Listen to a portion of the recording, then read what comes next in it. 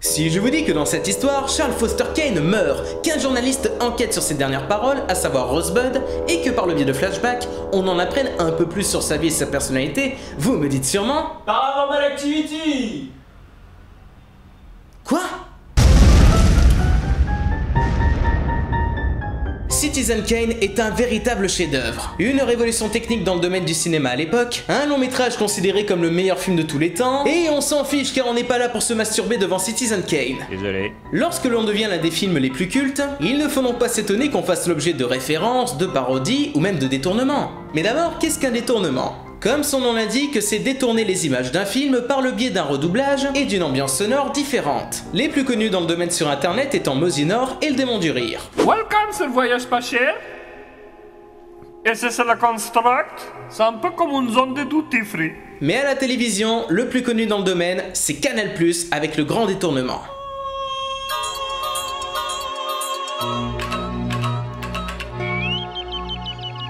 Le Grand Détournement est composé de 3 films, Derrick contre Superman, Sa Triomphe et le plus connu, La Classe Américaine.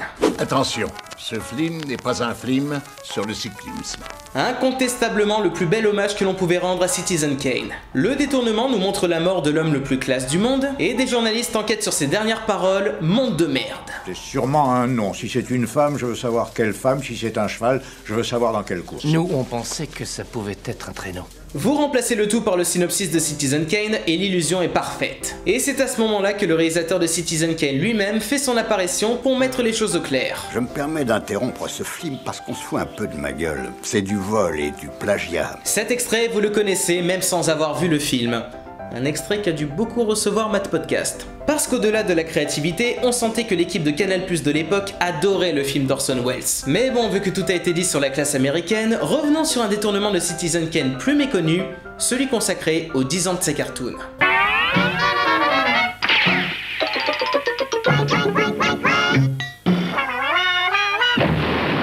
Eh ben avec tous ces souvenirs, je pense qu'on aura tous le cafard à la fin de cette vidéo. Sa Cartoon est donc une émission pour les enfants qui a démarré en 1986, présentée par Philippe Dana. Ah, Philippe Dana. Sa voix suave et reconnaissable entre mille.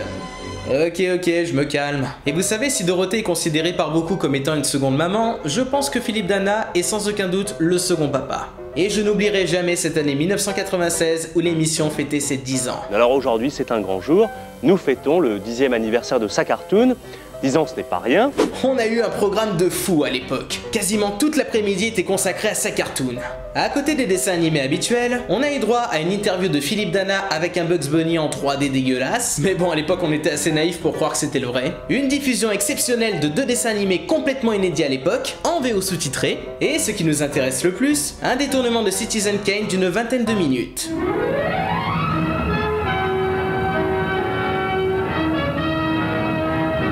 Le pitch est simple. Philippe Dana, le présentateur vedette de Sa Cartoon, a disparu sans laisser de traces. L'équipe de Canal+, et notamment Pierre Lescure, le président directeur général de l'époque, et Daffy Duck se mettent à sa recherche. Au fur et à mesure, on va en apprendre plus sur le passé de Philippe Dana, son ascension au sein de la chaîne, et surtout sa relation avec les Looney Tunes.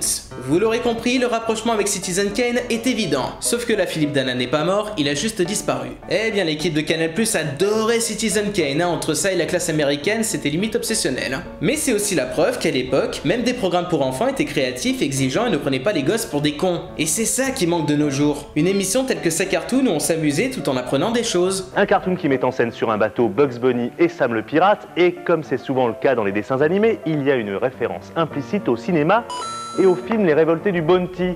Alors, que dire sur Citizen D? Déjà, un grand bravo à toute l'équipe de post-production.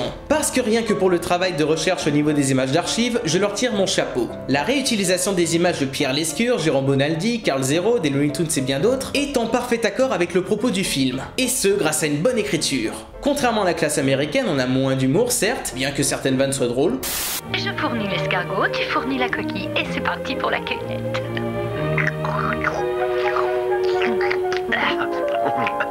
Mais on a plus de cohérence visuelle, c'est-à-dire qu'on n'a pas la sensation d'avoir un enchaînement de séquences qui n'ont aucun lien les uns avec les autres. Ici on a une vraie histoire avec un début et une fin. On apprend par exemple que Philippe Dana a été formé depuis sa plus tendre enfance par Bugs Bunny pour transformer les humains en toons à l'aide de carottes magiques. L'objectif étant de démarrer par l'une des chaînes les plus influentes du moment, à savoir Canal+. Et ce n'est donc pas pour rien que Philippe Dana y travaille. Bah franchement, pour un détournement entre guillemets léger, il y a eu de l'idée quand même. Et tout ça en faisant des clins d'œil vraiment marrants à Citizen Kane. C'est ce qu'il te faut, mon canard. Tire une carte au hasard.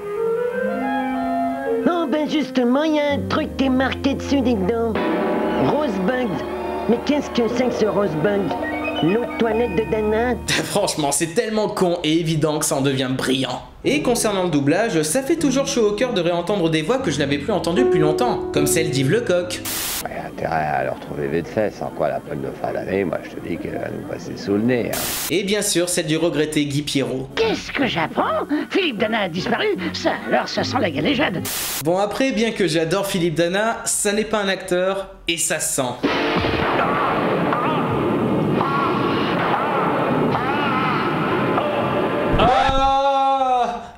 Mon Dieu,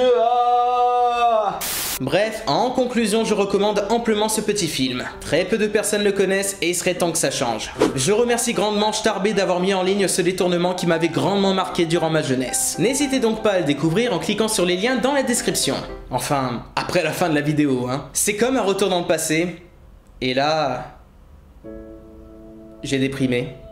Car ça m'a rappelé à quel point Canal+ était une chaîne audacieuse à l'époque. Les guignols de l'info, nulle part ailleurs, les nuls, ou encore les soirées cinéma. Et dites-vous que c'est grâce à Canal+ que j'ai découvert énormément de grands films, notamment Perfect Blue.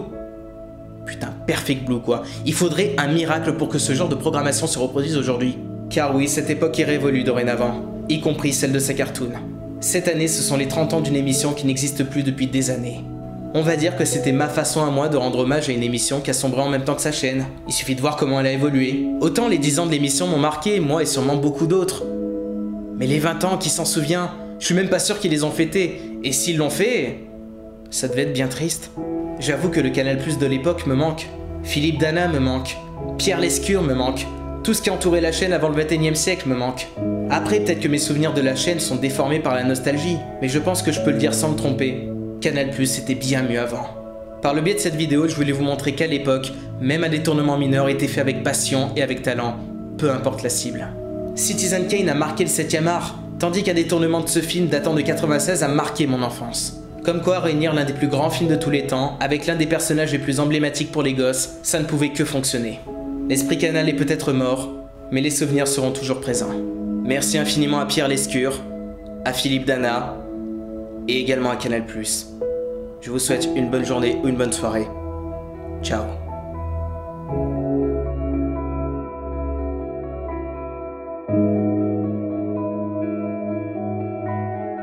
Et dire que je ressemblais à ça en 96. Te marre pas.